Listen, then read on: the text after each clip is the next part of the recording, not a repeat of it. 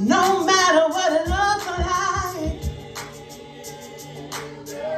Hey, what you gonna do when your back's against the wall? How you gonna respond when it seems the hope is lost? Tell me what you gonna do when you're falling, almost tripped. What you gonna do when you seem to lose your grip? You better hang on. Hey, I know it looks rough, but you gotta hang on in there. My brothers and sisters, you gotta hang on. What you gonna do when your back's against the wall? How you gonna respond when it seems the hope is lost? Tell me what you gonna do when you're falling, almost slip. How you gonna respond when you seem to lose your grip? You gotta hang on. No matter what it feels like, you gotta hang on. You better hang on in there. Come on, hang on in there. I don't know what it looks like. I don't know what it feels like. But every day is an opportunity for it to get better. Tell somebody to hang on in there.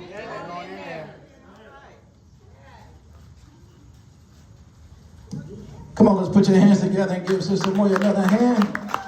Amen. Hang on in there. Amen. That's the message we need to get out to everybody. Amen. In this day and age, hang on in there.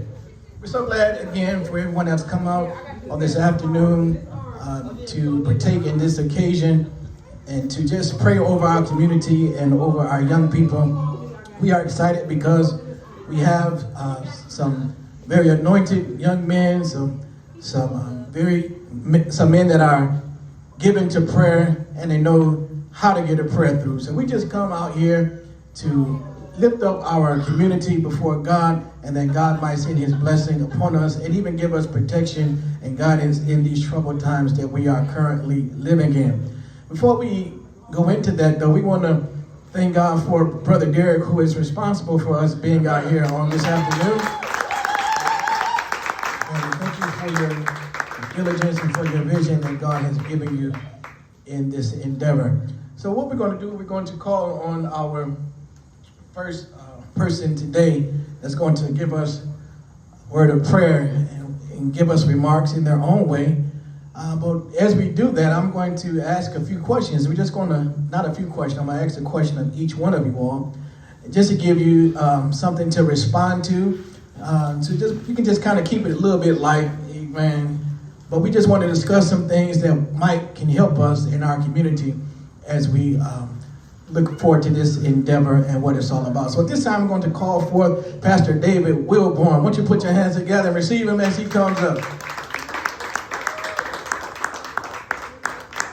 Pastor Wilborn, in case you all don't know, he serves as a police officer in the city of Highland Park. So he's out there in the trenches, so to speak, dealing with things that you and I would never know about and we hope we never experience. Man, we don't want to meet him and he has to give us some new jewelry or anything like that.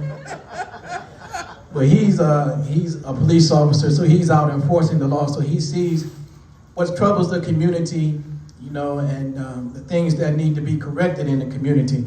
Well, Pastor Wilborn, I just wanted to ask you, violence has become such a difficult problem, such a problem that has somewhat gotten out of control. But what do you think are some things that we could do that might help prevent that? What can we do about this problem? What ideas do you have that might be able to help us solve this? Didn't know I was going to be first, but thank you. I was looking to hear somebody else talk. But thank you for the invite. This is our family, but this is a great, I'm going to get you the answer real quick. How much time I got? Okay.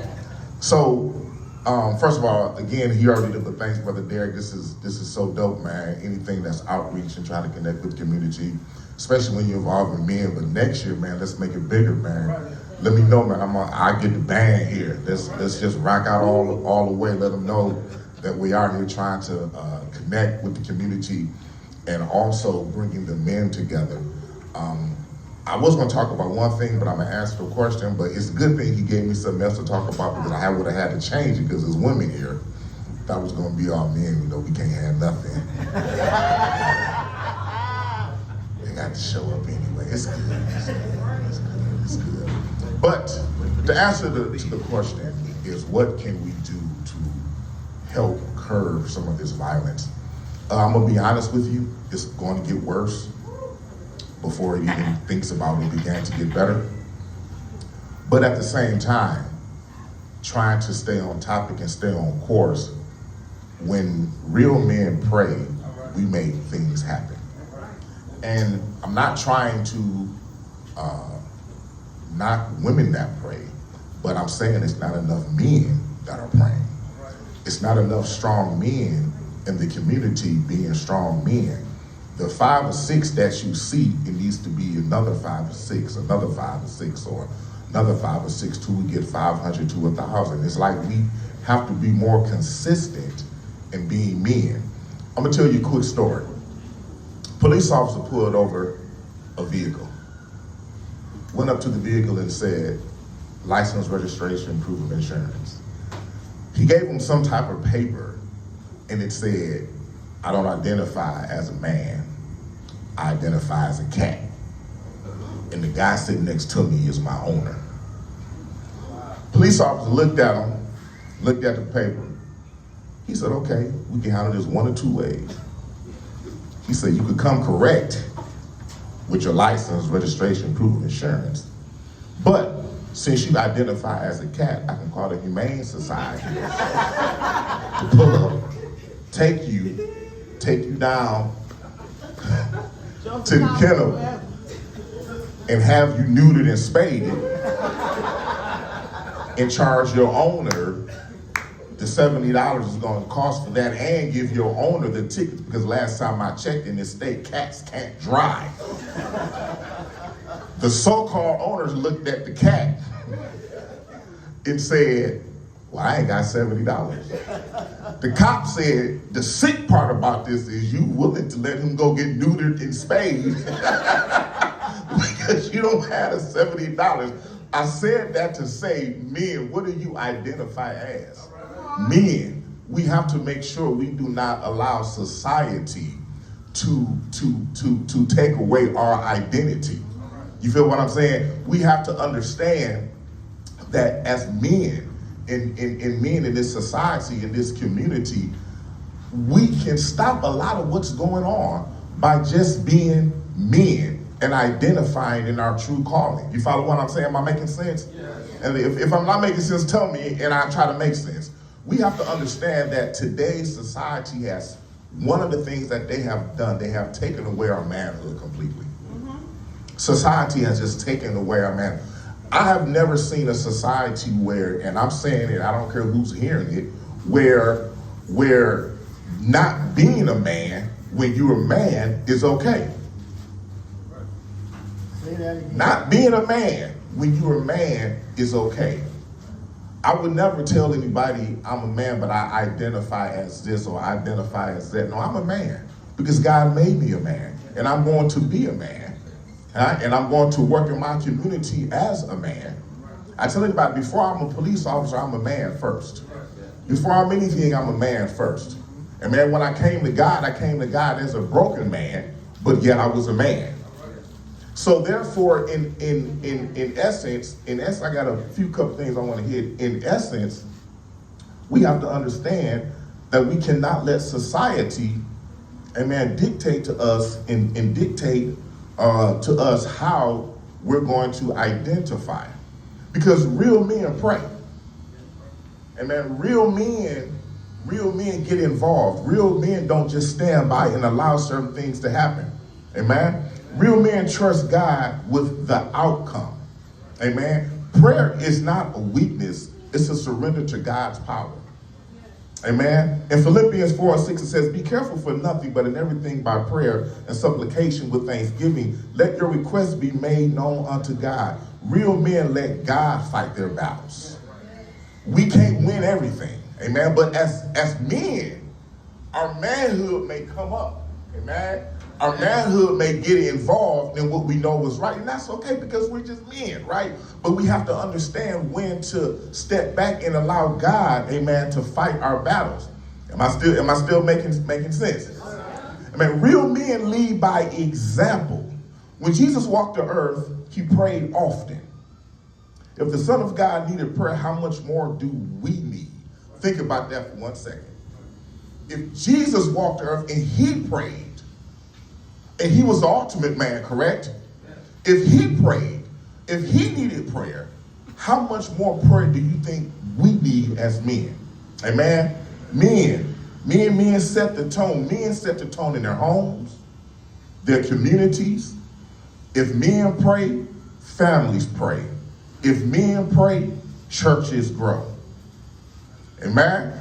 I'm moving and I'm about to sit down. Real men protect their families, I'm saying again, through prayer.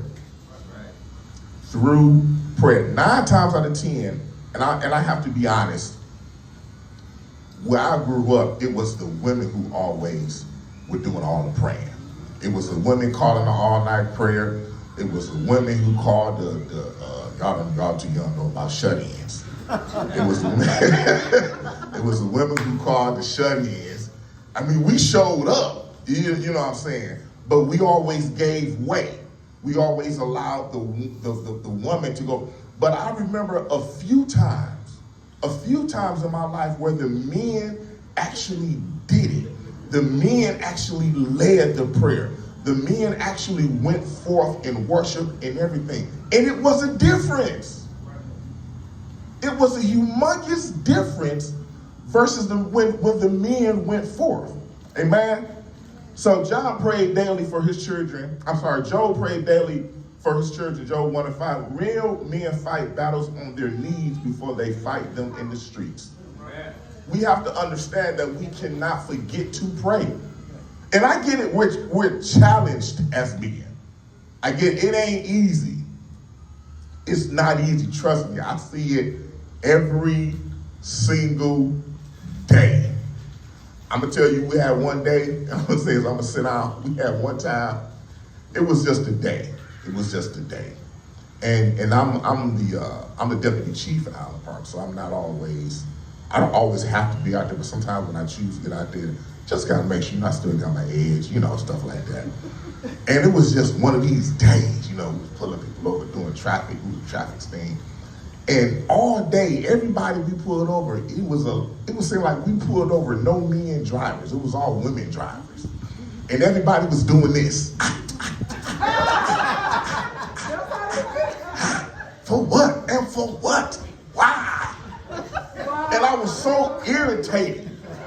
I said, if one more female do this to me, I promise you, they're going to jail. Wrong, right, or indifferent, they out of here today. We get down Woodward, the speed limit on Woodward is 35. We clocked this chick, lady, Scott talk, doing 55, and she ran a red light. So you know what happened? Boop, boop, boop. Pull it over. I get out the car. Now, if you're speeding, you got a good excuse. Everything is valid. You're not dirty. Slow down. Okay? I didn't get to the window good. What's up? What's? Let's go. Get out. I took the seatbelt off. Get out. Put your hands behind your back. As a man, I was challenged. Was I supposed to do that? I didn't even ask for the license. I didn't care she had none. She was out of here. I didn't care. I couldn't take no more. I couldn't take it. What more? You out of here. What you saying? Sometimes we can't take no more.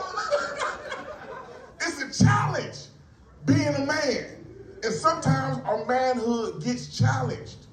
But in our being challenged, we have to understand who's the ultimate man and who we have to go to and who we have to pray to. So men, don't forget to pray.